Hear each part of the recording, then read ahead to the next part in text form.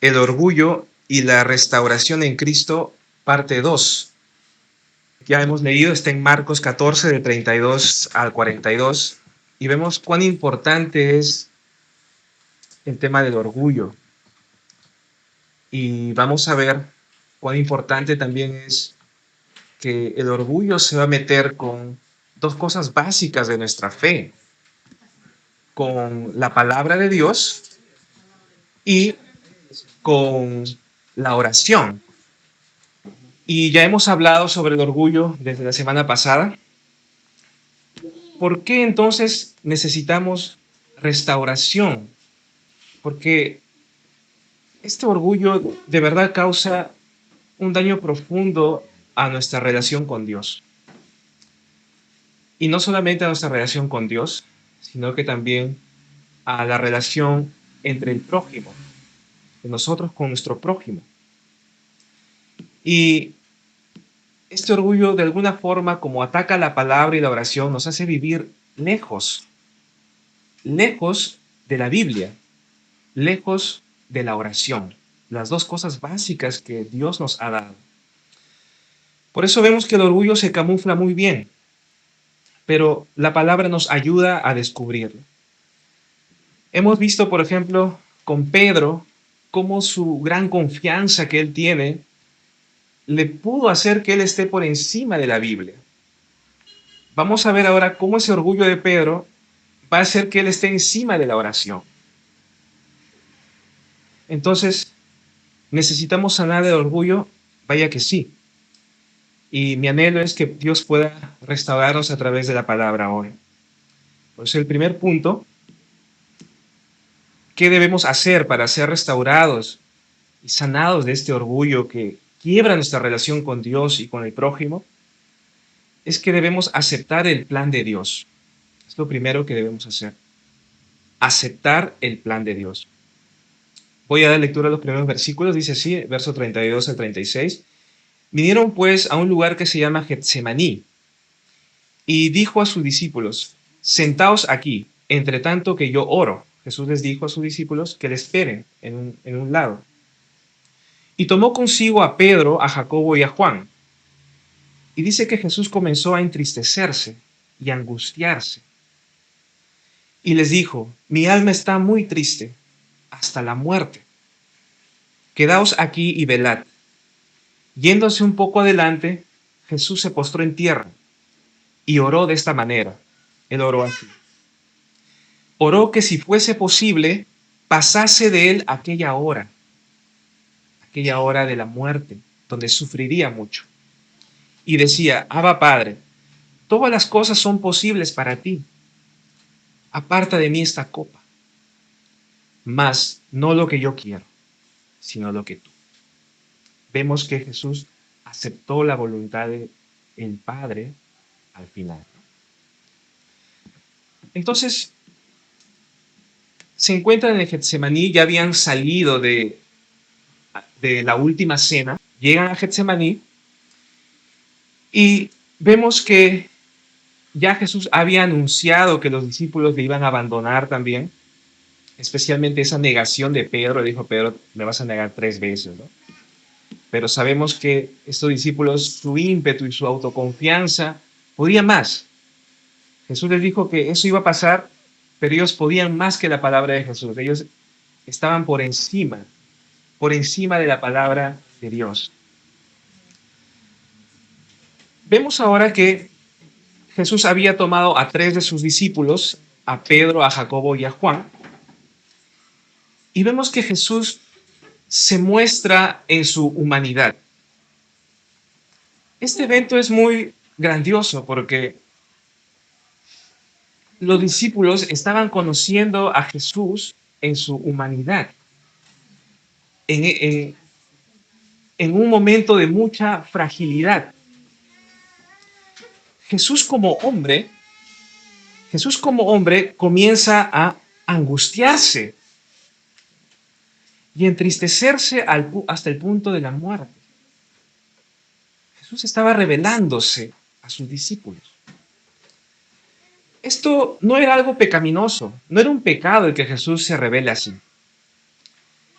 Tampoco se angustiaba Jesús o se entristecía porque había cometido algún pecado. Tampoco era por eso. Sino que se angustió y se entristeció Jesús frente a sus discípulos por lo que le tocaría experimentar en un futuro, que era la muerte en la cruz.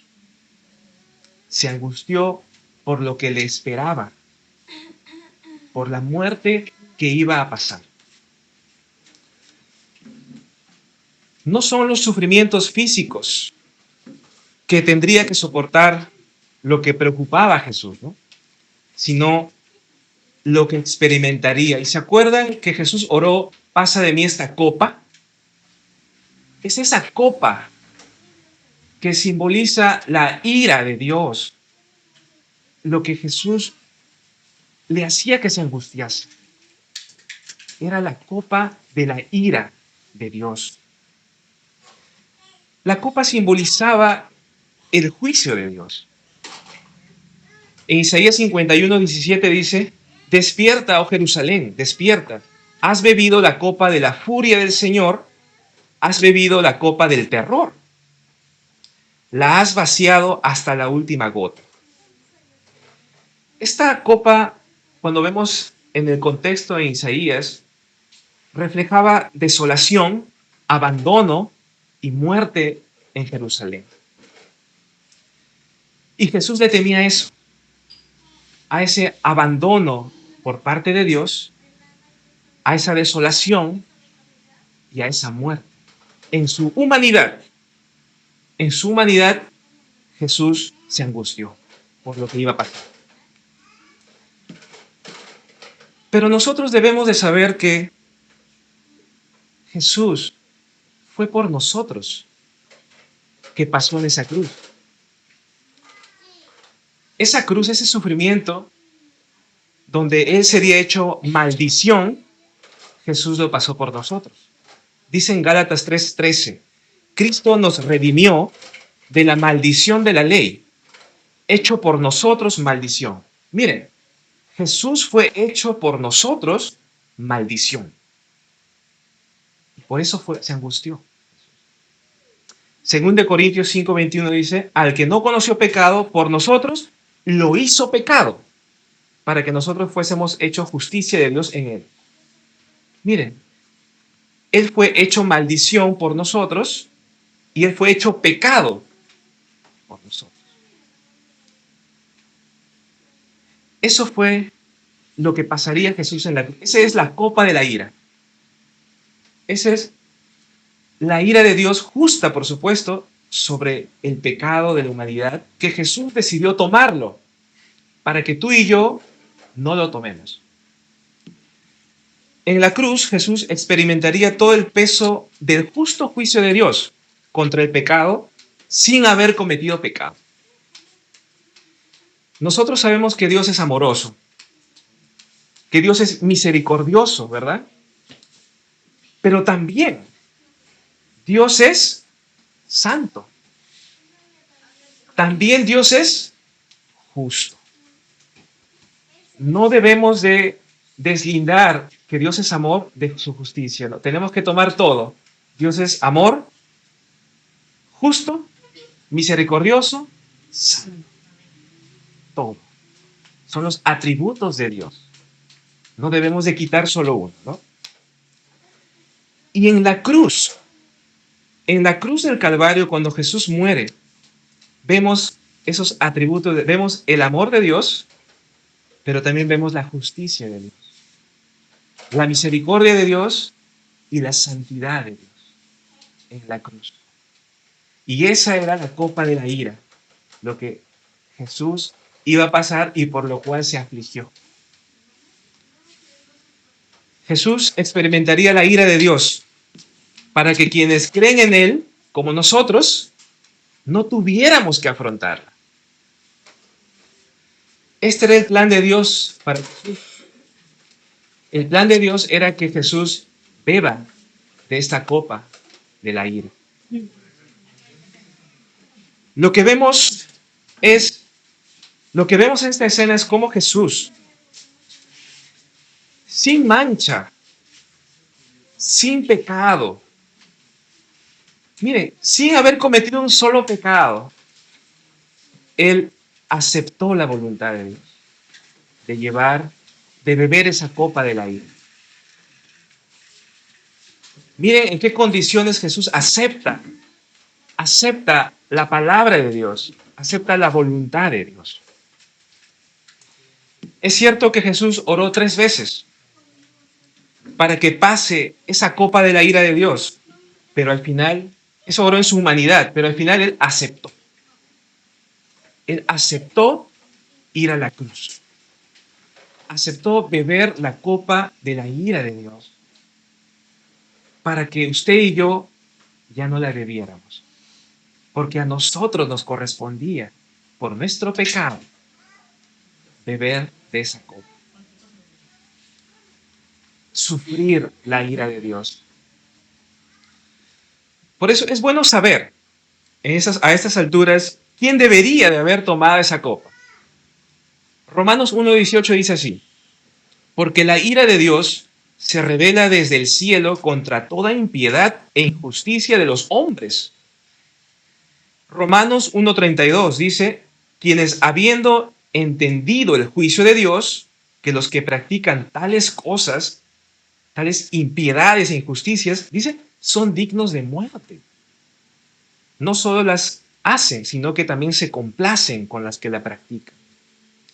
¿A quién le correspondía esa copa de la ira de Dios? A nosotros. A nosotros. Pero Jesús la tomó. Jesús, aunque todo el significado que representaban los pecados nuestros sobre él, él decidió al final decir a Dios: si es posible, pasa de mí esta copa, pero que no se haga tu voluntad. Mi voluntad, sino la tuya. Y como cordero al matadero, va a la cruz y muere por nosotros. Como hemos dicho, en la cruz está el amor y la justicia de Dios. Hermanos, Dios es amoroso, por supuesto. Él nos ama, pero también es justo al mismo tiempo. Y su justicia de una forma tenía que saciarse. Y fue en la cruz. Fue en esa cruz donde Jesús murió. Nosotros éramos los que debíamos de beber esa copa. Entonces, hermanos, la sumisión de Cristo a la voluntad del Padre para nosotros debe ser algo grandioso. Debe ser el mayor gesto de amor sacrificial, que siendo justo, pagó por los injustos que somos nosotros, que siendo Dios vino a salvarnos.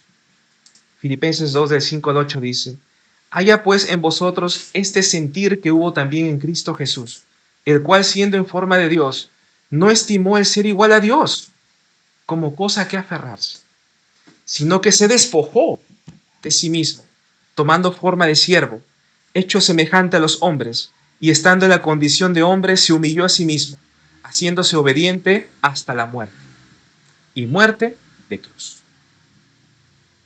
Miren ese sentir que hubo en Cristo Jesús. Y Pablo nos dice: cada uno de ustedes tenga este mismo sentir que tuvo Jesús. Este sentir de aceptar la voluntad de Dios.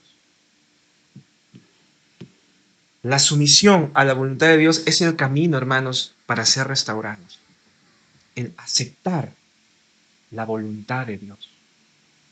El aceptar, como Jesús aceptó, el plan de Dios, la palabra de Dios. Es el camino para ser restaurados. ¿Por qué?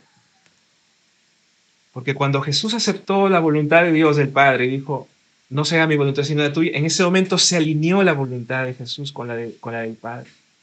Y el plan de Dios continuó. Así, nuestra voluntad, hermanos, debe ser alineada con la del Padre. Nuestras voluntades deben ser alineadas, hermanos, con la del Padre Celestial. La aceptación de la voluntad de Dios, de la palabra de Dios, va directamente contra nuestra forma de ver las cosas. Es cierto, no nos va a agradar a veces. Leemos la Biblia, no, decimos no es para mí, no me agrada. Señor, no. A veces se opone, pero como dice Pablo, tengan este sentir que hubo en Cristo Jesús. Acepten la voluntad de Dios. La palabra escrita de Dios, nuestra Biblia que tenemos, nos alinea con Dios. Y es el inicio, hermanos, del verdadero comienzo en tu vida. Porque ya no será en tu fuerza, sino comenzarás en Dios. Cuando tú aceptas la voluntad de Dios, inicias en Cristo, en Dios, ya no en ti mismo, ya no en tu orgullo. Cristo se sometió a la voluntad del Padre. Lo vemos así, a su palabra, porque el plan de Dios estaba escrito. Y es probable que ahora, en este momento, tengamos cierta lucha de rendirnos. Es probable que digamos, Señor, es difícil. Me cuesta rendir mi voluntad, Señor. Yo no quiero, Señor. Por eso vamos a pasar al punto 2, porque el Señor nos va a mostrar cómo poder rendir nuestra voluntad. El punto 2 dice así: debemos orar continuamente en arrepentimiento.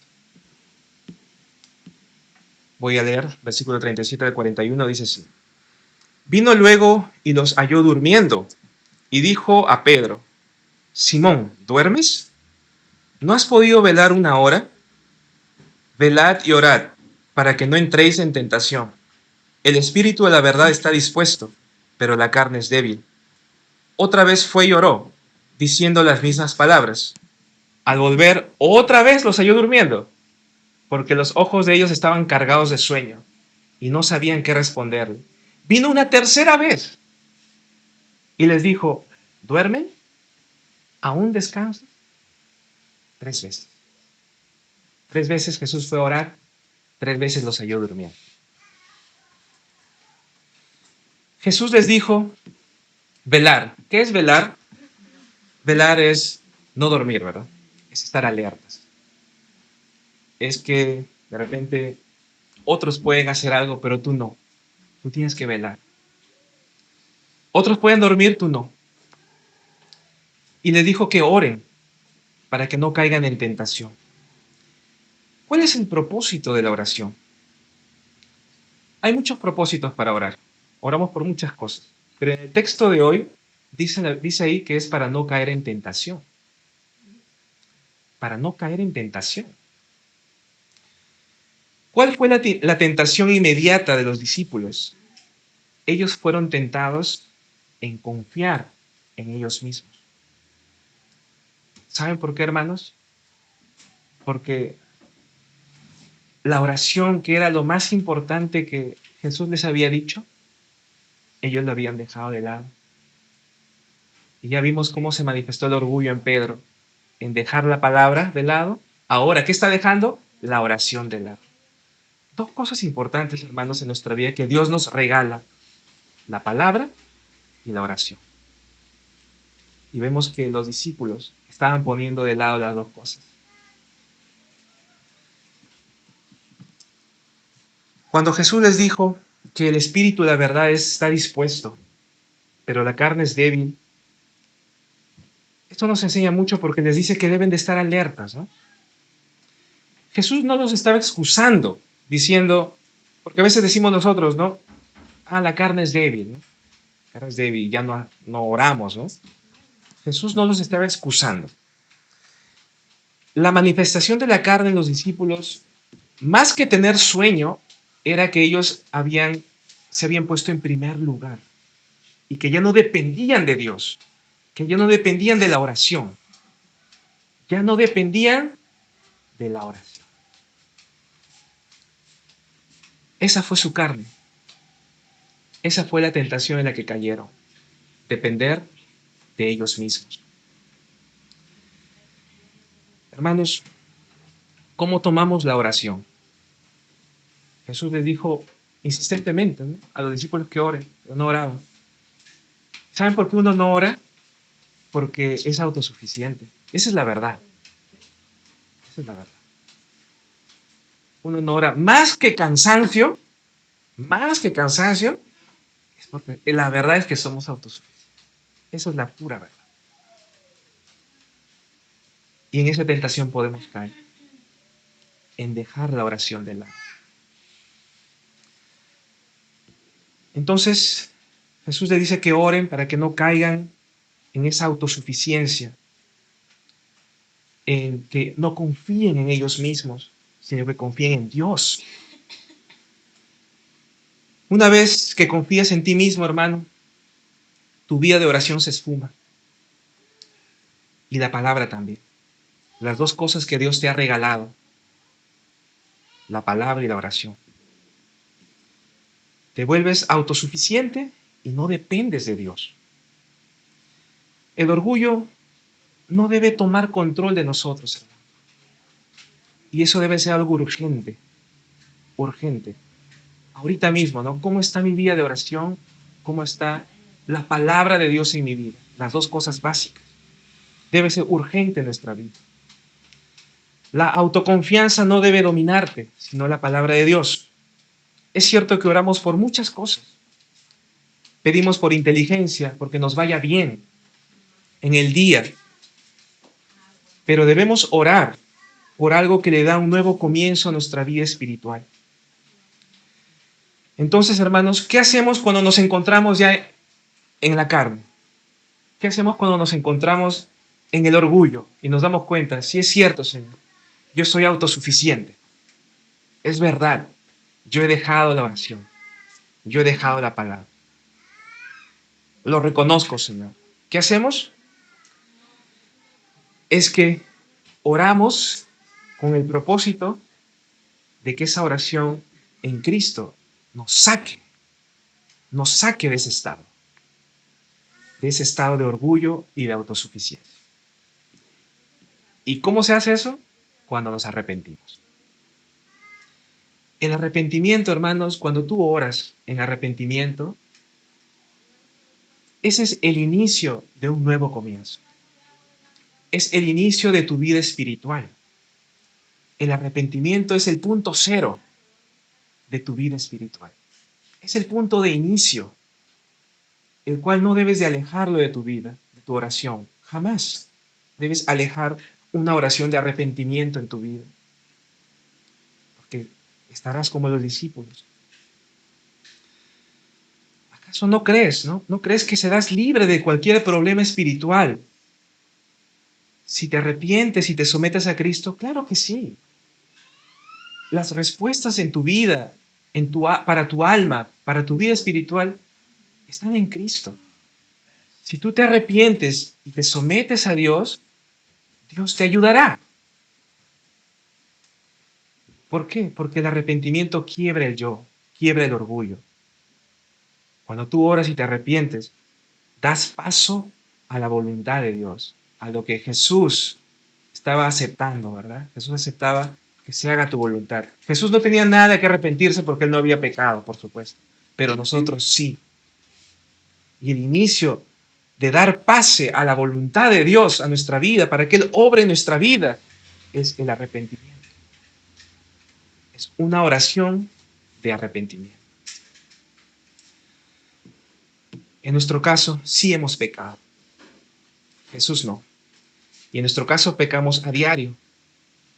Por lo que cada día, hermanos, no cada domingo o cada mes, es necesario rendir tu voluntad delante de Dios. Es necesario que cada día tu voluntad sea alineada a la de Dios. Por eso hay que orar en arrepentimiento continuamente. Finalmente, debemos tener una resolución en Cristo. Voy a leer los últimos versículos. Jesús les dijo, luego de que les dijo, siguen durmiendo 3 veces, ahora les dice, basta, la hora ha venido. He aquí, el Hijo del Hombre es entregado en manos de pecadores. Levántense y vamos. He aquí se acerca el que me entrega. vemos que Cristo se fortaleció al final.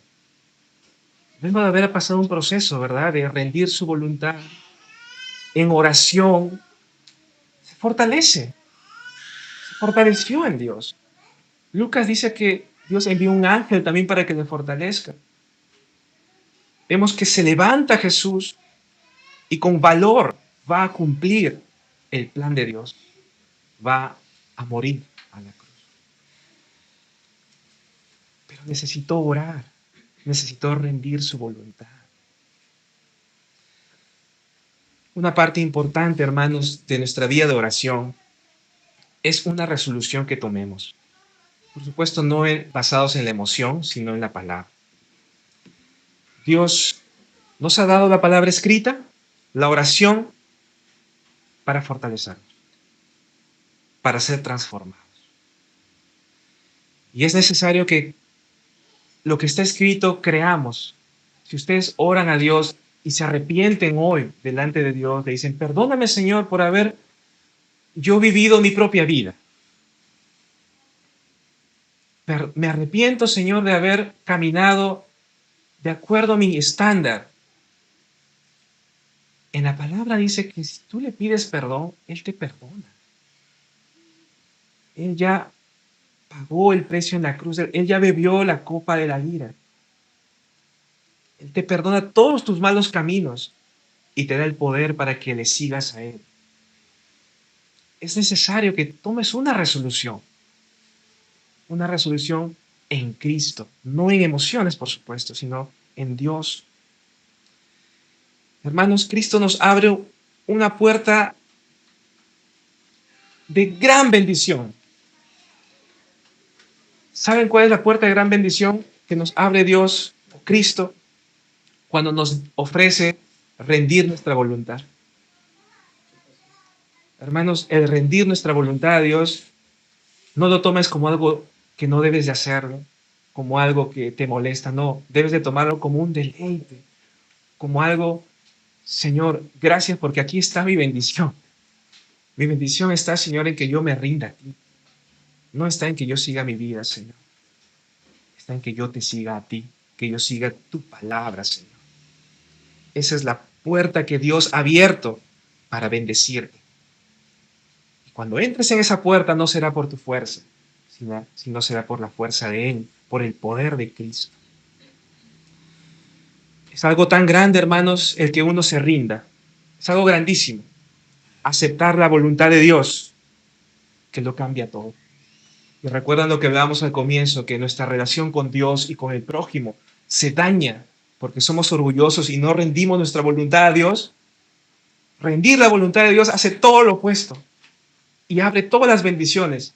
Que tu relación con Dios se sane, seas salvo y que tu relación con tu prójimo se sane.